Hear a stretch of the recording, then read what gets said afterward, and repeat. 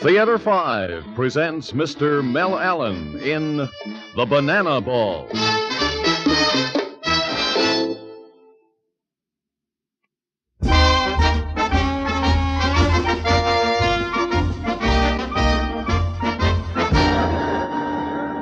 Hello there, everybody. This is Mel Allen speaking to you from Madison Beach, Georgia. A record crowd is here to watch the beginning of this great Southeast tournament. Oh, and there's one of the participants, the popular George Ford. Say, George, would you mind coming up to the mic? You know, friends, George set the professional world ablaze several years ago with wonderful wins at Thunderbird, Pebble Beach, and in the PGA. But right now he's trying to recover that top form, which somehow has eluded him lately. Hello, George. Would you mind saying hello to our audience and tell us about your chances? Hello, Mel. Hello, folks. Well, all I can say is either they hang on the lip or they drop in. George is referring, of course, to that eternal question of putting, folks. But, George, what about your long game? I know you were plagued by a hook in the recent Somerset. Well, yes, I have been having wood trouble. The banana ball keeps me awake nights. Meaning, folks, that George's drives have been hooking into the rough a few times too many. On a field like this one, Mel, once is too many. I guess you're right. Well, I certainly hope you'll recover your control, George. Good luck today. Thanks. And that, friends, was George Ford, another of the great professional golfers who we've success. Well, that was a lot of nothing, wasn't it? Oh, I never know what to say, honey. Shaking in my boots. Every time I go to my backswing, I picture that ball just swinging to the left and into trouble. That is hardly the winning attitude. Agreed. And you're probably wondering what we're doing here. Yes, the thought had crossed my mind. It would be nice at Edgemont, George. We could get a house. This is Sally Ford, prettiest member of the Edgemont PTA, married to the professional at the country club, the golfer who didn't quite make it. Darling, when we went down the aisle, I didn't have a side bet with the preacher that you'd be better than Arnie Palmer. I married you, not 14 golf clubs. Well, Sally, maybe I'm finally getting off a pink cloud that's become thin and wispy. If I don't cage this tournament, we'll go for the rose-covered cottage. Yes, but you will give it the old try. Why worry? I win, you lose. Because you've got to go down fighting, George. You're that kind of a guy.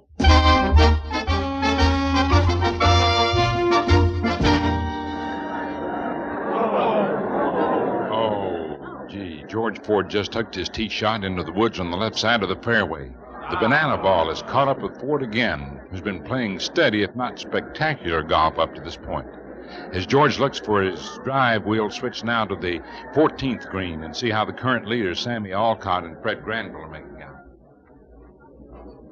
Over here. What? Your ball. I was coming through here from the 11th and saw it drop. Oh, this really fixes everything.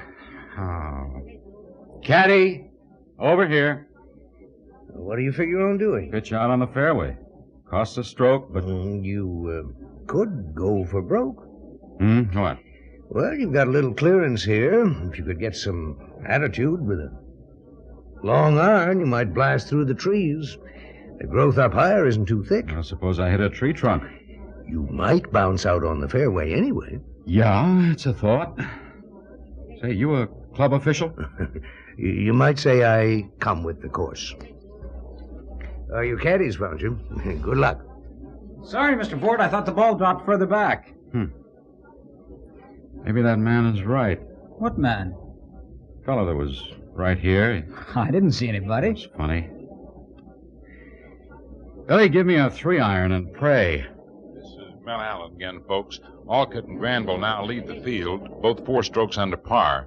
Now, while they go to the 15th tee, I happen to be on the 10th fairway watching George Ford, who's in the woods preparing for a second shot. Say, wait just a minute. Seems to be some unusual drama here. It looks as if Ford isn't playing safe with the pitch out back to the fairway. He's going to go for the green through the woods.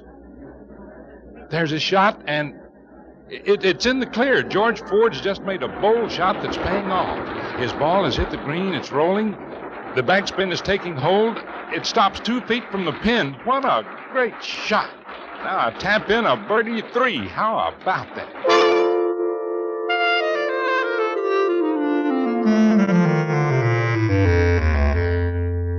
Now, honey, stop pacing. You can't play tomorrow's game tonight. No, I'm sorry. I got the jumps, but good. I've seen you through these before, remember? Not in the past 2 years, no. Usually I'm out of the running by now. Yes, but now you're only 3 strokes off. It can be done. Maybe. Did you, did you find out his name? Whose? That strange friend of yours in the woods. Well, why strange? He just gave me an idea, and the shot played the way he said it would. Yes, but when did tournament officials start giving professionals advice? Well, he didn't say he was an official. Probably no club member. Knows the course upside down and sideways. That could be. Oh, I'm getting that closed-in feeling. I think I'll take a look at the course by moonlight. All right, George. Walk off the nerves. You've got to sleep tonight. That's for sure.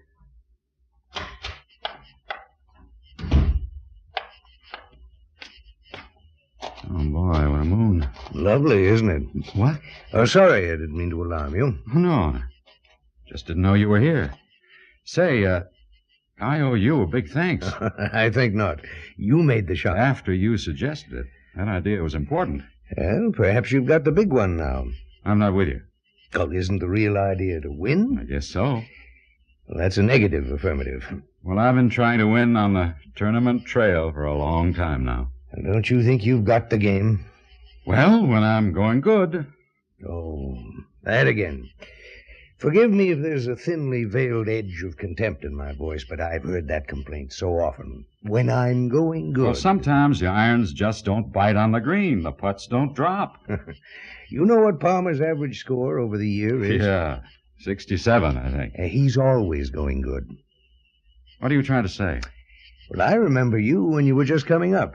You finished second at Rancho, and suddenly you were Mr. Wonderful, and not Mr. Wonder Who You Are.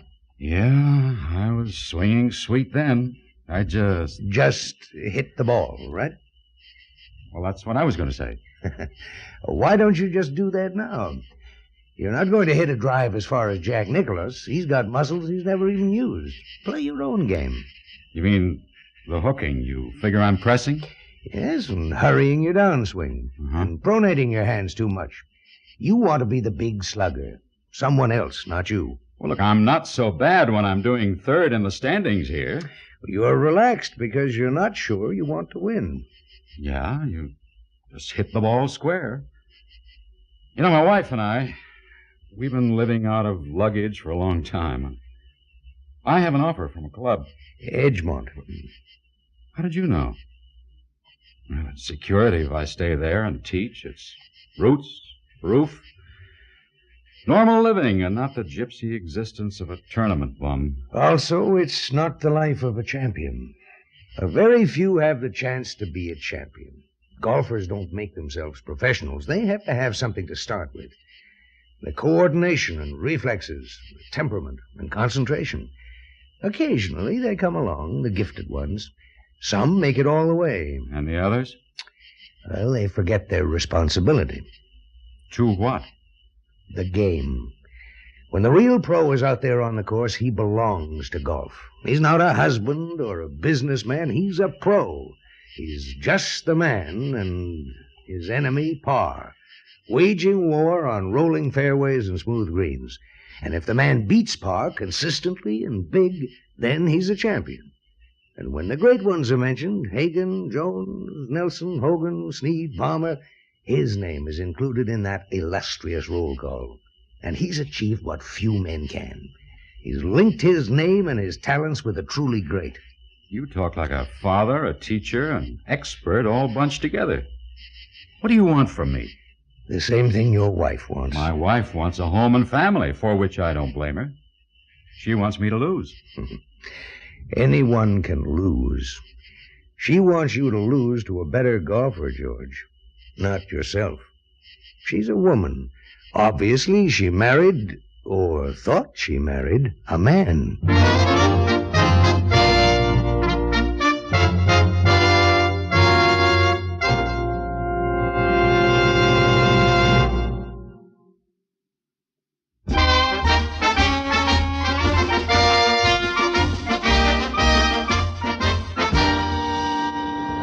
This is Mel Allen again, folks, on the tee of the 510-yard first hole as the Southeast Tournament enters its final day.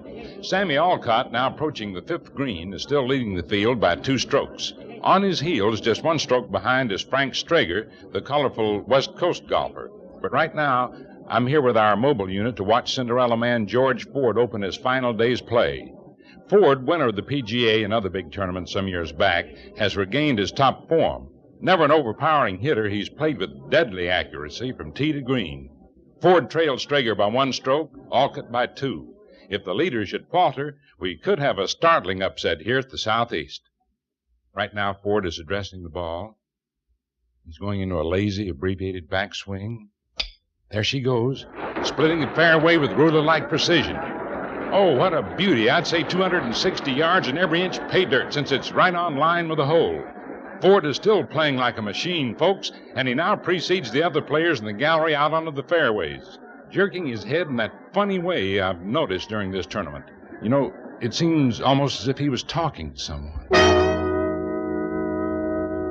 Well, you got hold of that one right. Yep, and I didn't try to pickle it. Well, 2 strokes to pick up. Maybe I can wallop a 4 wood and drop it stiff. 245 yards to go. You know what to do. Yeah, I guess so. I'll be pressing with a 4. I'll stick with a spoon. Bide your time. There's 17 holes after this. Alcott has to slip sometime, and if he doesn't, well, he deserves to win. And Ford drops his putt for a birdie. Ford trails Alcott by 1 stroke. Strager has cracked, the rest of the field falling back. Yes, it looks like Alcott and Ford for all the marbles. Now for the final 9 holes. You can do it, George. You go out there and catch that Sammy Alcott and nail him to the barn door. A win here qualifies me automatically for the All-Star. Now, how about Edgemont, Home, and Harside? Forget Edgemont. You find out right now whether you're a winner or an also-ran. Somebody told me you'd feel that way. I don't think I believed him. You mysterious coach? I'd like to meet him. I'll try and arrange it if I can bring home the bacon. Cross your fingers.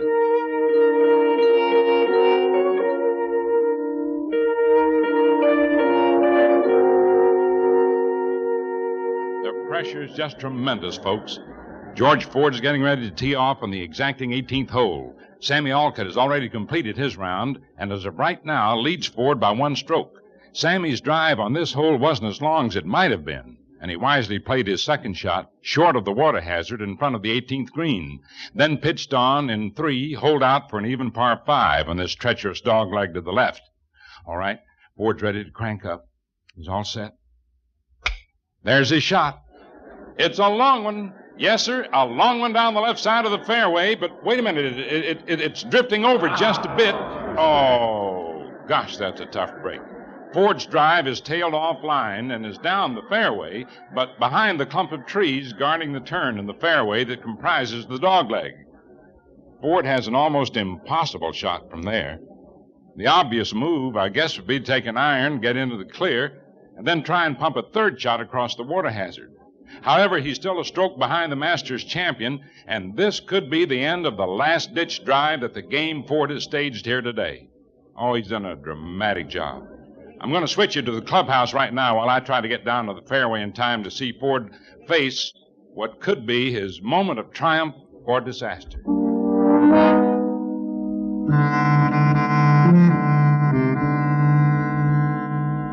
Gee, Mr. Ford, this is a tough one. Yeah, I hear you, Billy. I hear you. Look, take a walk for a minute. I want to think. Sure, Mr. Ford. You'll come up with something. Well, George, it's not too tough.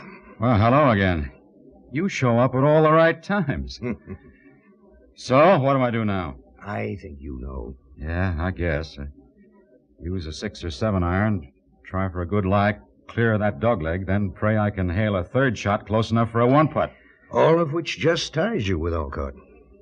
What other shot is there? The one you're really thinking of. The banana ball. Oh, it's ruined me in a dozen tournaments. And right now it can win for you, or my name isn't Harry Banks. Speed up your swing, press for distance, move your hands a little more to the top of the club. Maybe you can hook the ball around the dogleg with enough go on it to make the green. Billy? Yes, sir? 2 wood. Brassy, Mr. Ford, off the fairway? I think my friend is right. What friend? 2 wood, Billy. We're going to go for broke. So, friends, friends, here we are on the 18th fairway. George Ford is preparing for his crucial second shot. As I came down to this position, it looked as if he was carrying on a conversation with himself. I'll say this, I'd be talking to myself right now in a spot like this. Well, anyway, Ford is all set for his shot. Wait just a minute. Just a minute. He's disregarding caution completely and taking a wood. It looks like a number 2. Ford's going for the brass ring with this one shot. Ladies and gentlemen, if he can reach the green from here and putt for an eagle, he's the winner. But believe me, that's the biggest if around. Right now, he's swinging back, cutting at the ball. Wow, what a belt he gave it. It's hit fair and it's going out. And now it's bending severely over to the left. It's an abrupt hook. It's the old banana ball. It's around the bend. Say, did you hear that? That's the crowd surrounding the 18th green. Sounds like Ford reached the green with a practically impossible shot. Yes, they're signaling to me now from down the fairway. Ford has made the green in 2 and has a chance to win this tournament right now. And he did it. George Ford just sunk a 22-foot putt for an eagle 3 to win the Southeast by 1 stroke. How about that? The crowd is really going wild over this bold and driving finish staged by the ex-PGA winner. I'm going to try to get over to him now if I can get through the throng. Say, George, please come over just a minute. A few words for the network audience, if you please. Gee, I'm out of breath. I don't know about you. Right here, George. Gee, that was exciting. Oh, you got no idea, Mel. I know you're anxious to get your wife, but please give us just a couple of seconds. To what do you attribute this tremendous effort you were able to put forth to overcome Alcott's lead? Well, I got a lot of help. And, of course, the long hours of practice, I guess, really Well, paid actually, off. I wasn't too prepared for this tournament, Mel. I didn't think I could win. You mean something inspired you? Well, that's exactly it. A man gave me a lot of very good advice. One of your fellow players, of course, or an old friend? No, a complete stranger. Name of Harry Banks. George, that's a beautiful tribute. Really it is. It's one that'll be treasured by the old-time members of this great golfing club. What do you mean, Mel? Well, everyone here at Madison Beach remembers with pride the great golf teacher, Harry Banks, who coached so many of the members and who died 20 years ago. Died? A tall man, a shock of white hair, scar alongside his right cheek? Yes, that's him. And you saw his picture in the clubhouse and knew the great feeling of this club for their long-departed professional. And you, George Ford, have dedicated your great triumph to his memory. Ladies and gentlemen, that's the stuff that champions are really made of. Yes, folks, that's the stuff. Hey, Mr. Ford, here's the missus. She's been trying to reach you. Oh, yeah, thanks, Billy. George, you did it. You really did, and big. But what's the matter, darling? You look pale. I feel that way. Honey, it seems I've been talking to a ghost. Oh, stop kidding. Listen, I've got a confession to make. I sneaked down the fairway from the 18th green. The suspense was just too much, and I saw you bend your second shot around those trees and on. Yeah, great. That man you were talking to, he was standing in the trees. Is he the friend you've been speaking about? Yeah, he was telling me that... Wait a minute. You saw him? Tall man with white hair? Of course I did. What's the matter? Nothing's the matter.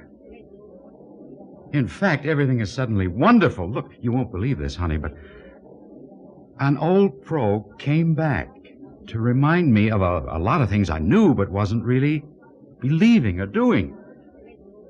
He was my guide, honey.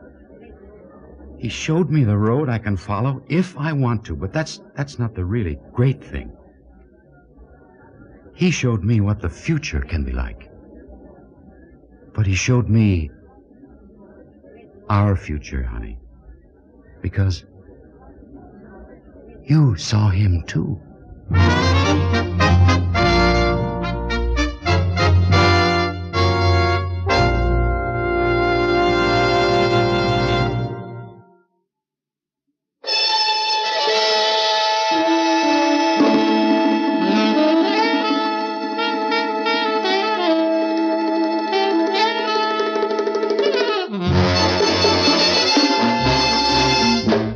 Theater 5 has presented The Banana Ball, starring Mr. Mel Allen. Written by Frank Thomas, directed by Warren Somerville. Featured in the cast, Whitfield Connor, Lesley Woods, Court Benson, and Peter Ratray. Script editor, Jack C. Wilson. Original music by Ralph Herman. Orchestra under the direction of Glenn Osser.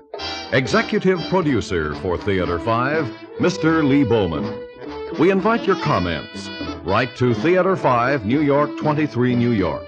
That's Theater 5, New York 23, New York.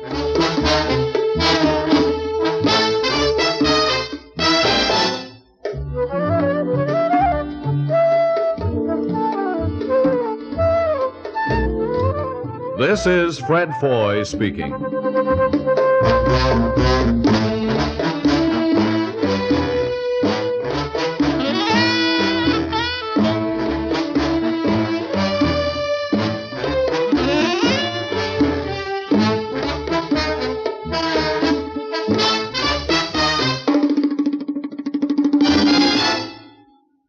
This has been an ABC Radio Network production.